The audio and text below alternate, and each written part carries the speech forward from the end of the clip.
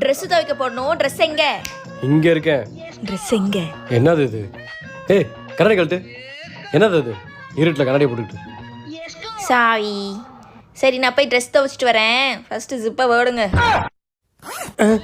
இதை மட்டும் எப்படி பார்த்தா உஷாரா இருக்கணும். என்ன 100 ரூபா இருக்கு? பாஸ்ட்டு கொடுப்போம். பாஸ் உங்க பேண்ட் பக்கெட்ல 100 ரூபா இருந்துச்சு, பத்திரமா வைக்க வேணாமா? கொடு.